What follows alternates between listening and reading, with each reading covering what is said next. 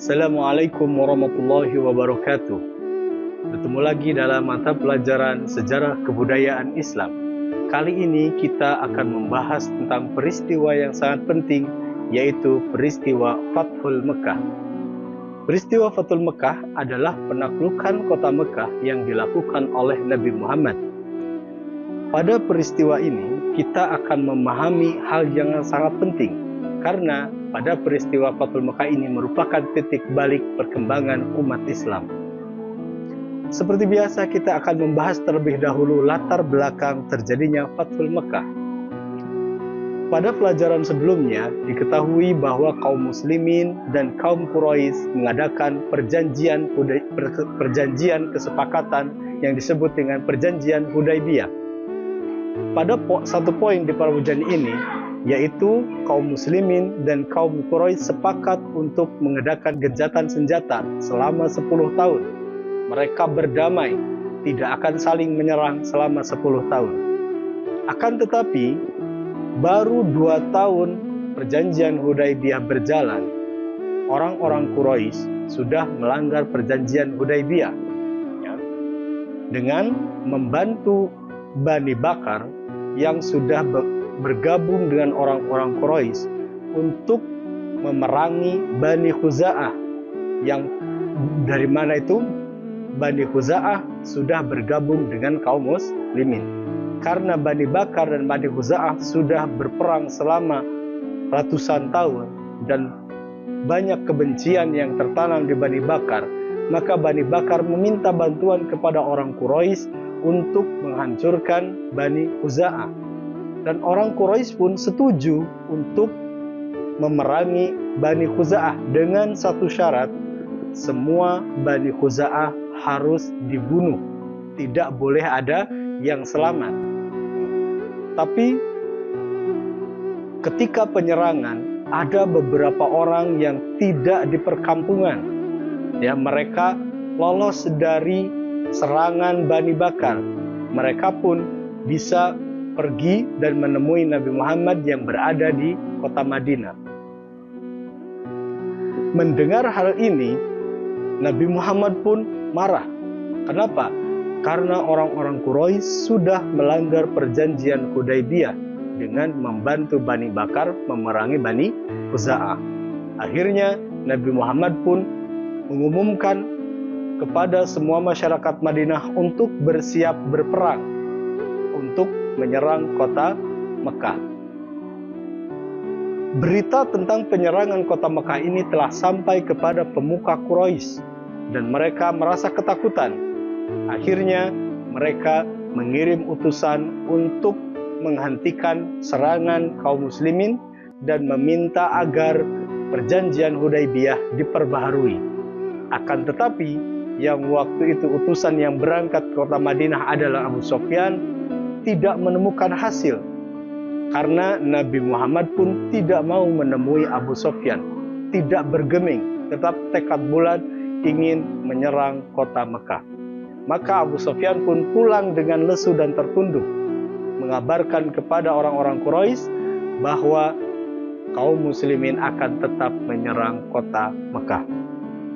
Setelah persiapan, Nabi Muhammad pun membawa sekitar 10.000 pasukan kaum muslimin untuk datang ke kota Mekah. Akan tetapi, Nabi Muhammad masih menyimpan rasa iba. Nabi Muhammad tidak ingin menumpahkan darah di tempat kelahiran beliau. Maka Nabi Muhammad pun mencari cara agar orang-orang Quraisy menyerah tanpa melawan. Akhirnya, dengan pendapat seseorang, kaum muslimin mendatangi kota Mekah pada waktu fajar ketika suasana masih gelap, dan satu orang pasukan disuruh membawa 2 obor, sehingga dari kota Mekah kelihatan pasukan kaum muslimin jumlahnya 2 kali lipat lebih banyak. Melihat hal ini, orang-orang Quraisy pun gentar, karena mereka sudah tidak punya lagi kekuatan, sudah tidak punya lagi harta untuk melawan kaum muslimin, karena semua harta mereka, kekuatan mereka habis ketika pada perang-perang sebelumnya. Akhirnya Nabi Muhammad pun bisa memasuki kota Mekah tanpa ada perlawanan sedikit pun.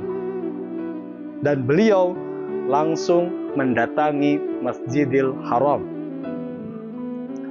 Setelah kota Mekah jatuh ke tangan Islam, Nabi Muhammad pun masuk Masjidil Haram dan memerintahkan seluruh pasukan kaum muslimin untuk menghancurkan 360 berhala yang berada di Masjidil Haram. Maka dimulai dengan patung yang terbesar. Tapi Nabi Muhammad menghancurkannya dengan membacakan surat Al-Isra ayat 80 sambil menunjuk patung tersebut dengan busur panahnya. Maka dengan izin Allah, patung tersebut hancur berkeping-keping. Setelah patung itu hancur, semua pasukan berlarian untuk menghancurkan sisa-sisa patung yang ada di Masjidil Haram. Setelah Masjidil Haram dikuasai oleh Nabi Muhammad, beliau pun melaksanakan salat 2 rakaat dan memerintahkan seluruh penduduk kota Mekah hadir di sana. Maka semua orang merasa ketakutan. Kenapa? Karena dulu ketika Nabi Muhammad berada di kota Mekah, semua penduduk kota Mekah sering melukai Nabi Muhammad, sering mencaci maki Nabi Muhammad, sering melempari Nabi Muhammad, bahkan pernah melakukan percobaan pembunuhan terhadap Nabi Muhammad. Setelah Nabi Muhammad pindah ke Madinah pun, mereka terus menyerang kaum muslimin, akan tetapi tidak ada yang berhasil. Maka seluruh penduduk kota Mekah mereka ketakutan akan dibalas oleh Nabi Muhammad. Tapi setelah mereka berkumpul, apa yang terjadi? Nabi Muhammad tidak membalas satu orang pun. Malah Nabi Muhammad memaafkan semua kaum Quraisy dan memberikan 2 pilihan. Apabila orang-orang Quraisy itu mau masuk Islam, maka mereka boleh tetap tinggal di kota Mekah. Akan tetapi, apabila mereka tidak mau masuk Islam, Nabi Muhammad tidak akan membunuh mereka, tidak akan menyakiti mereka, tapi disuruh keluar dari kota Mekah. Karena kata Nabi Muhammad, kota Mekah adalah tanah haram. Ya, tanah haram itu diharamkan bagi orang-orang non-muslim untuk memasuki kota Mekah. Maka setelah Nabi Muhammad memberikan pilihan tersebut, hampir semua penduduk kota Mekah berbondong-bondong masuk ke ajaran Islam, yang dimana